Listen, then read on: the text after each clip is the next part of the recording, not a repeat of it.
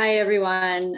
Thank you all very much for inviting me today. I really appreciate this opportunity to speak with all of you. TikTok is happy to be engaged with IAB and its member community. We're IAB Gold Standard accredited in the UK and in Sweden, and we welcome IAB Ireland adopting this important initiative and look forward to working with IAB to create a more transparent and safe ecosystem. Our mission at TikTok is to inspire creativity and to bring joy. And to achieve this mission, the privacy and safety of our users is our top priority and has been the continuing focus of our privacy team. But first, a bit about TikTok in Ireland. Many of you know or may know that TikTok has a large team based in Ireland. That's where our privacy legal team sits, as well as our Office of the Data Protection Officer. Our global trust and safety leadership team is also based in Ireland, and some of our information security teams and functions are there as well. We have, I believe at this point, over 1,100 staff, and the number just continues to grow. And as I mentioned, we have two key roles from a privacy perspective in Europe based in Ireland. We are very lucky to have these two leads on our team. Elaine Fox leads our European privacy legal team from Dublin, and Caroline Golding, who's our data protection officer, she leads our Office of the Data Protection Officer from Dublin. And as you may be aware, that DPO function and its tasks are mandated by the GDPR. And obviously, privacy, it's not just the role of lawyers and privacy professionals. Our work on privacy is supported by a multitude of people and teams from across the organization, including the public policy function where I sit, as well as our trust and safety teams, our information security team, and numerous other individuals and teams across the business, including very active roles played by the leadership of the company. We recognize that when someone joins our community, they're entrusting us with their information. And we take great care to safeguard that information and to educate people on the comprehensive range of privacy and security tools that are available to them. And this is particularly true regarding our younger users. TikTok is committed to providing teens with an age-appropriate experience. I'm going to describe some of those settings and features in more detail now. As you may be aware, the experience that we provide to younger users on TikTok differs depending on their age. We divide them into early teens, those aged 13 through 15, and those who are approaching adulthood, age 16 through 17.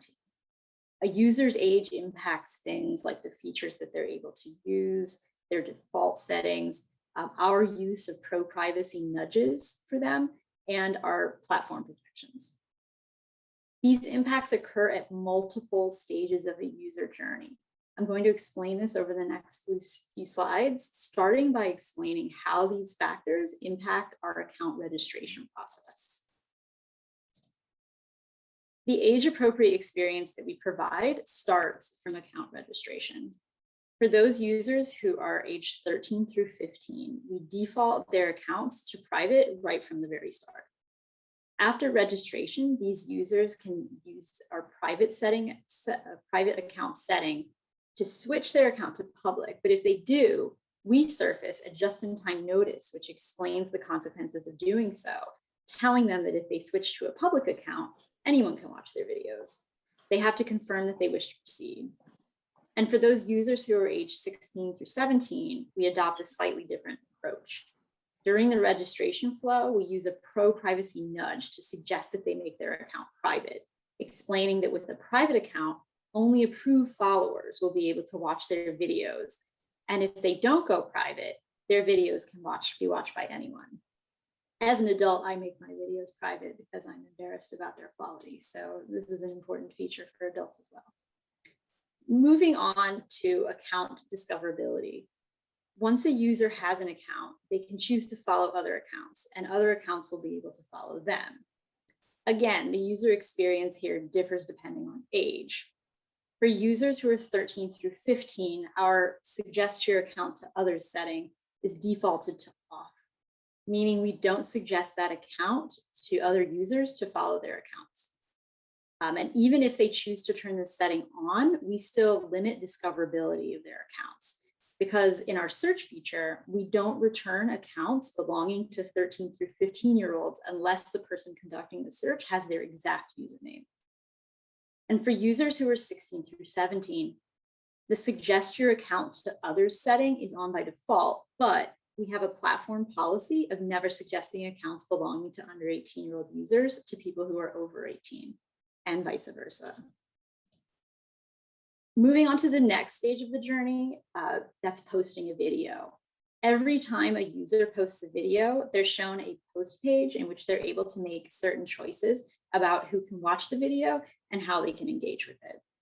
For the first time a user aged 13 through 15 posts a video, rather than provide a default viewing audience, we require them to review the who can watch this video setting and to select an audience before they can post their video.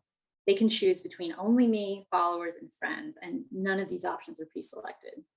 Regardless of the audience that they choose, we have a platform policy of not displaying videos posted by users who are 13 through 15 in the For You feed or Discover pages, and we don't return them in search results. For users who are 16 through 17, again, our treatment is slightly different. The first time that they post a video, we surface another pro-privacy nudge, suggesting that they make their account or their video private, and explain that if they don't, their public videos will be visible to everyone. The final stage is video engagement. If a user chooses to post a video on TikTok, other users may be able to engage with it. We provide all users with a range of controls to determine how others may engage with those videos that they post. In particular, who can download, comment, duet, and stitch with their videos. The treatment depends on age. Starting with our downloads setting, this controls whether other users can download your videos. For the users 13 through 15, video downloads are entirely disabled. That means that our youngest users can't allow others to download their videos. For users 16 through 17, the download setting is off by default. If those users turn it on, we surface a just-in-time notice explaining the impact of the decision.